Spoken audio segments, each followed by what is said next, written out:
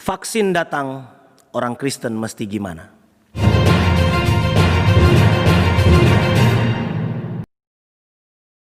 Yang kedua, kalau persoalan vaksin, saya tetap tidak mau divaksin, maupun sampai yang 63 tahun bisa divaksin. Saya udah 63 nih. Mau semua usia boleh, tetap. Misalnya pun hidup di DKI, semua anak cucu saya dapat sanksi 5 juta, mending gue bayar. Memberikan vaksin kepada sekitar 7 miliar orang supaya tidak terkena COVID-19. Kita perhatikan itu arahnya ke DNA loh. Dan ini ada microchip di dalamnya. Jangan main-main dengan microchip. Kitab suci kita melarang untuk menggunakan microchip. Shalom Bible lovers. Kurang lebih 1 tahun kita berjibaku dengan virus COVID-19. Begitu banyak manusia jadi korban. Yang terkena virus, resikonya nyawa melayang. Bersyukur banyak juga yang sembuh. Selain itu, pekerjaan terganggu, efeknya tentu penghasilan menurun drastis. Sekolah-sekolah tutup, juga tak terhindarkan, pelayanan gereja pun terkena dampak. Aktivitas menjadi terganggu, gereja ditutup dan kita hanya bertemu secara daring. Banyak juga jemaat yang akhirnya tidak terlayani karena banyak faktor. Segala daya, upaya telah kita kerahkan untuk melawan virus ini. Anjuran-anjuran seperti cuci tangan, pakai masker, makan makanan yang sehat, dan lain sebagainya telah berusaha kita patuhi. Sudah tentu doa kepada Tuhan tak henti-hentinya kita naikkan. Dan sungguh nyata pemeliharaannya. Meski di tengah pandemi, kita masih tetap terpelihara.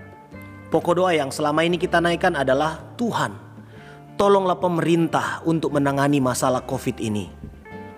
Dan puji Tuhan, Dia mendengar doa kita.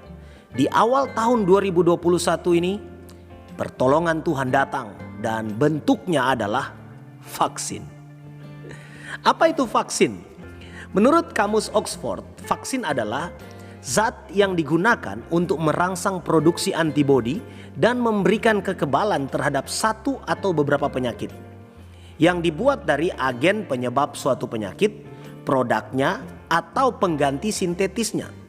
Diperlukan untuk bertindak sebagai antigen tanpa menyebabkan penyakit. Catatannya, tidak ada vaksin melawan virus.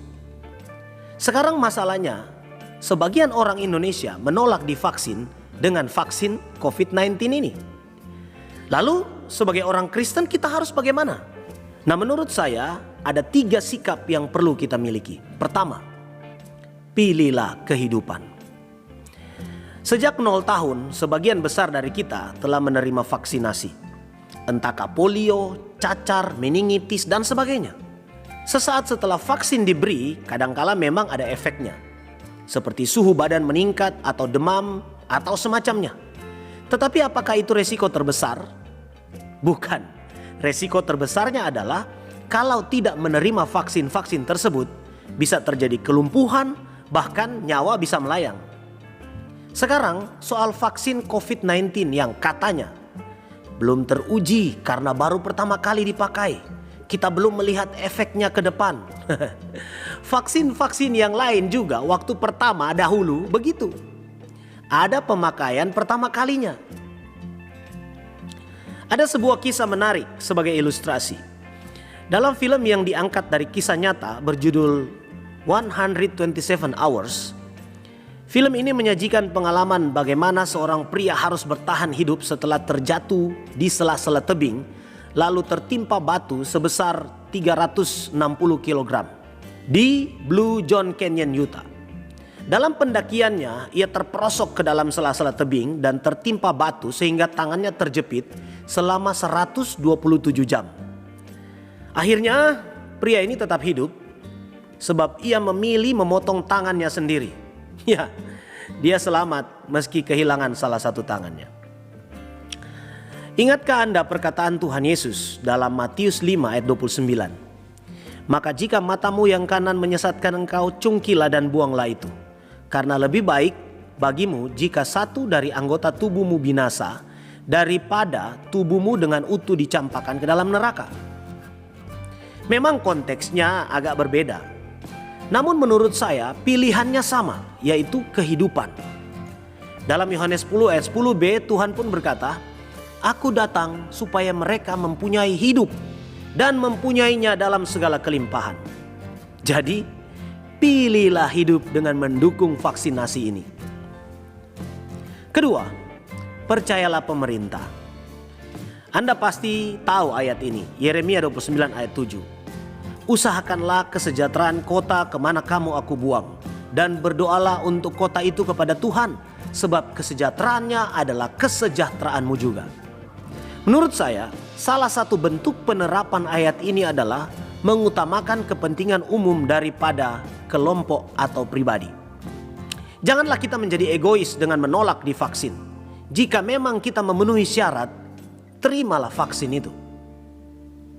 Roma 13 ayat 1 berkata, "Tiap-tiap orang harus takluk kepada pemerintah yang di atasnya. Sebab tidak ada pemerintahan yang tidak berasal dari Allah. Dan pemerintahan-pemerintahan yang ada ditetapkan oleh Allah." Pemerintah kita telah berjuang melawan pandemi ini. Segala macam strategi telah diterapkan. Sekarang vaksin telah ditemukan dan langkah pemerintah adalah membelinya untuk seluruh masyarakat. Negara membayarnya dan kita dapat gratis. Presiden Jokowi sendiri telah divaksin. Sekarang, apakah kita tidak percaya kepada pemerintah kita? Saya percaya bahwa pemerintahan ini ada dalam kontrol Allah. Jadi pasti dapat dipercaya. Ketiga, tolak hoax. Ada banyak alasan yang mereka kemukakan ketika menolak divaksin, yang belakangan ketahuan bahwa semua alasan itu adalah hoax. Berikut beberapa hoax yang beredar. 1. Hoax vaksin COVID dapat mengubah DNA manusia. Faktanya adalah peneliti mengatakan tidak ada kandungan dalam vaksin yang mampu berintegrasi dan mengandung DNA manusia secara genetik. Vaksin COVID-19 tidak dapat mengubah DNA manusia. Yang kedua, ada hoax, disinformasi, klaim Muldoko sebut vaksin COVID-19 untuk presiden beda dengan yang tersebar di masyarakat. Faktanya adalah berita tersebut merupakan disinformasi judul yang seharusnya kalimatnya itu bentuknya pertanyaan. Vaksin yang disuntikan ke Presiden Jokowi sama dengan vaksin yang akan diterima masyarakat. Yang ketiga, hoax vaksin COVID-19 buatan Sinovac hanya untuk uji klinik dan mengandung sel vero dan bahan berbahaya. Faktanya, vaksin COVID-19 bukan hanya untuk uji klinis dan telah memperoleh izin penggunaan dari BPOM. Selain itu, beredar juga video-video khotbah Kristen yang berkata bahwa vaksin yang akan disuntikan kepada kita adalah microchip. Saya telah menonton salah satu video serupa itu dan melihat bahwa argumentasi yang dikemukakan itu cenderung cocokmologi. Anda pasti paham apa arti cocokmologi. Saya akan mengomentari nats Alkitab yang mereka kutip sehubungan dengan microchip itu, yaitu Wahyu 13 ayat 16-18 yang berkata begini. "Dan ia menyebabkan sehingga kepada semua orang kecil atau besar, kaya atau miskin, merdeka atau hamba, diberi tanda pada tangan kanannya atau pada dahinya.